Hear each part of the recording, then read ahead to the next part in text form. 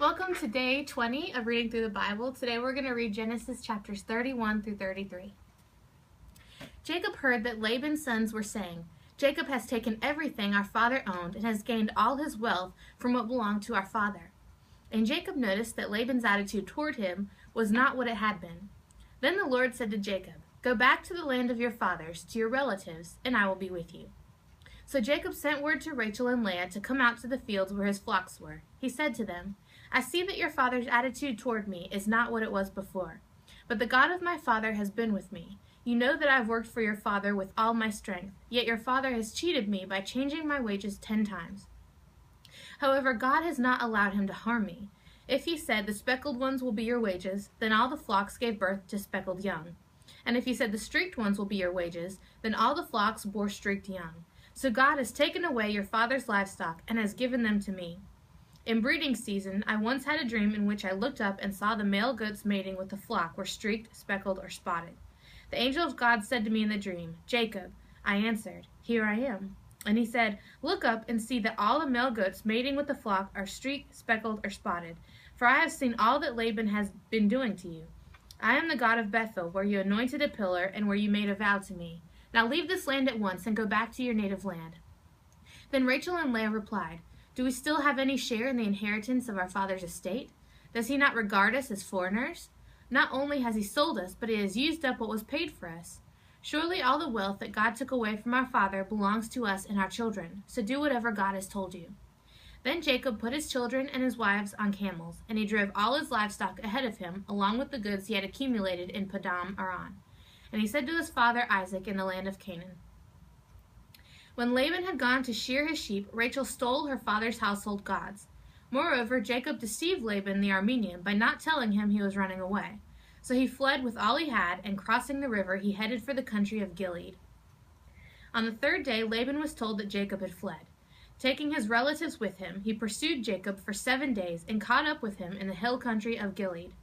Then God came to Laban the Aramean in a dream at night and said to him, 'Be careful not to say anything to Jacob, either good or bad.' Jacob had pitched his tent in the hill country of Gilead, and Laban overtook him, and Laban and his relatives camped there too.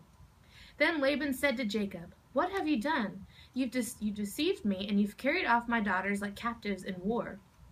Why did you run off secretly and deceive me? Why didn't you tell me so I could send you away with joy and singing to the music of tambourines and harps? You didn't even let me kiss my grandchildren and my daughters goodbye.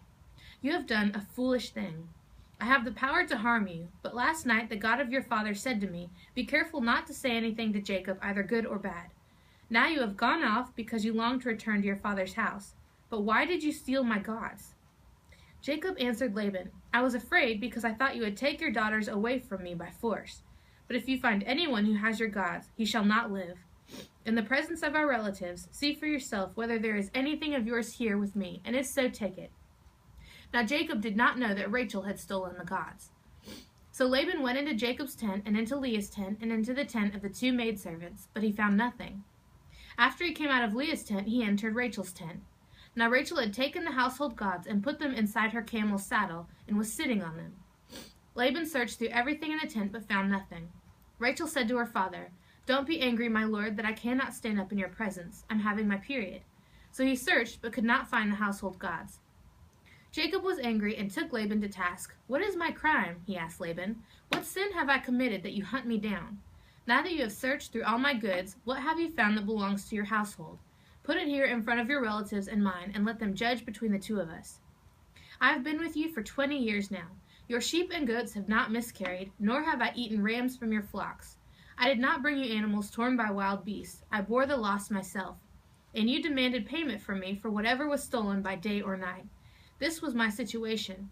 The heat consumed me in the daytime, and the cold at night, and sleep fled from my eyes. It was like this for the 20 years I was in your household.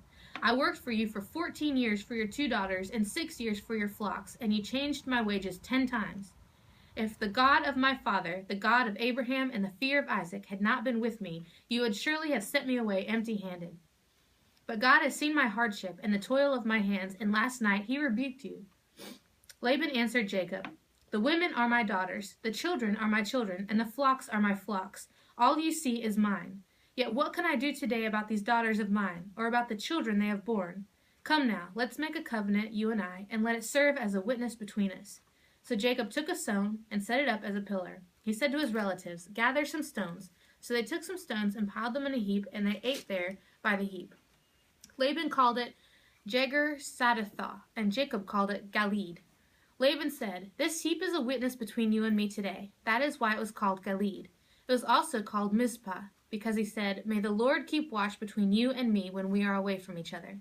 If you mistreat my daughters, or you take any wives besides my daughters, even though no one was with us, remember that God is a witness between you and me."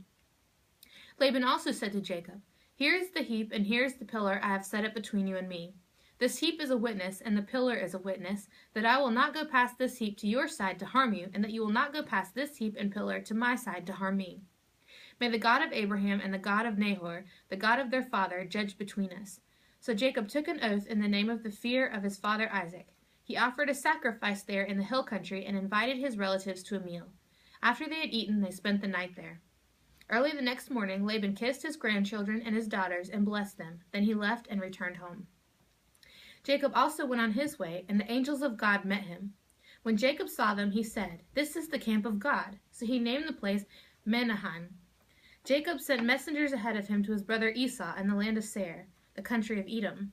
He instructed them, "This is what you are to say to my master Esau. Your servant Jacob says, I have been staying with Laban and have remained there till now. I have cattle and donkeys, sheep and goats, men servants and maid servants. Now I am sending this message to my lord, that I may find favor in your eyes." When the messengers returned to Jacob, they said, "We went to your brother Esau, and he is now coming to meet you, and 400 men are with him." In great fear and distress, Jacob divided the people who were with him into 2 groups, and the flocks and herds and camels as well. He thought, if Esau comes and attacks one group, the group that is left may escape. Then Jacob prayed, "O God of my father Abraham, God of my father Isaac, O Lord, who said to me, 'Go back to your country and your relatives, and I will make you prosper.' I am unworthy of all the kindness and faithfulness you have shown your servant. I had only my staff when I crossed this Jordan, but now I have become 2 groups.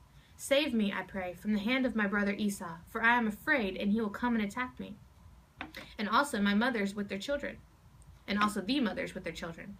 But you have said, I will surely make you prosper, and will make your descendants like the sand of the sea, which cannot be counted." He spent the night there, and from what he had with him he selected a gift for his brother Esau: 200 female goats and 20 male goats, 200 ewes and 20 rams, 30 male camels with their young, 40 cows and 10 bulls, and 20 female donkeys and 10 male donkeys. He put them in the care of his servants, each herd by itself, and said to his servants, "Go ahead of me and keep some space between the herds." He instructed the one in the lead, "When my brother Esau meets you and asks, 'To whom do you belong, and where are you going, and who owns all these animals in front of you?' then you are to say, 'They belong to your servant Jacob. They are a gift sent to my lord Esau, and he is coming behind us.'" He also instructed the second, the third, and all the others who followed, the herds. "You are to say the same thing to Esau when you meet him, and be sure to say, 'Your servant Jacob is coming behind us.'" For he thought, "I will pacify him with these gifts I am sending on ahead. Later, when I see him, perhaps he will receive me."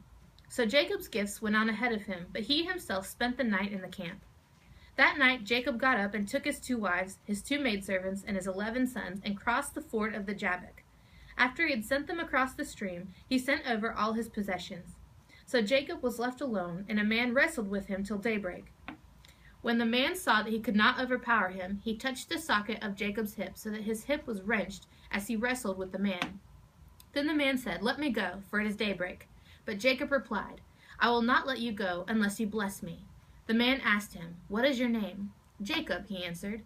Then the man said, "Your name will no longer be Jacob, but Israel, because you have struggled with God and with men and have overcome." Jacob said, "Please tell me your name." But he replied, "Why do you ask my name?" Then he blessed him there. So Jacob called the place Peniel, saying, "It is because I saw God face to face, and yet my life was spared." The sun rose above him as he passed Peniel, and he was limping because of his hip. Therefore, to this day, the Israelites do not eat the tendon attached to the socket of the hip, because the socket of Jacob's hip was touched near the tendon.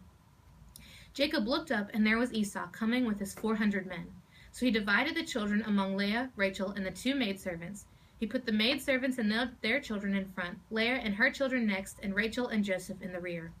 He himself went on ahead and bowed down to the ground 7 times as he approached his brother. But Esau ran to meet Jacob and embraced him.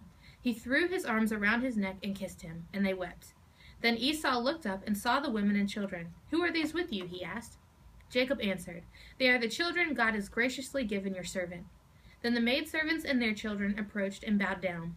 Next Leah and her children came and bowed down. Last of all, Joseph and Rachel, and they too bowed down. Esau asked, "What do you mean by all these droves I met?" "To find favor in your eyes, my lord," he said. But Esau said, "I already have plenty, my brother. Keep what you have for yourself." "No, please," said Jacob. "If I have found favor in your eyes, accept this gift from me. For to see your face is like seeing the face of God, now that you have received me favorably. Please accept the present that was brought to you, for God has been gracious to me, and I have all I need." And because Jacob insisted, Esau accepted it. Then Esau said, "Let us be on our way. I'll accompany you." But Jacob said to him, "My lord knows that the children are tender, and that I must care for the ewes and the cows that are nursing their young. If they are driven hard just one day, all the animals will die. So let my lord go on ahead of his servant, while I move along slowly at the pace of the droves before me and that of the children, until I come to my lord in Seir." Esau said, "Then let me leave some of my men with you." "But why do that?" Jacob asked. "Just let me find favor in the eyes of my lord." So that day Esau started on his way back to Seir. Jacob, however, went to Succoth, where he built a place for himself and made shelters for his livestock. That is why the place is called Succoth.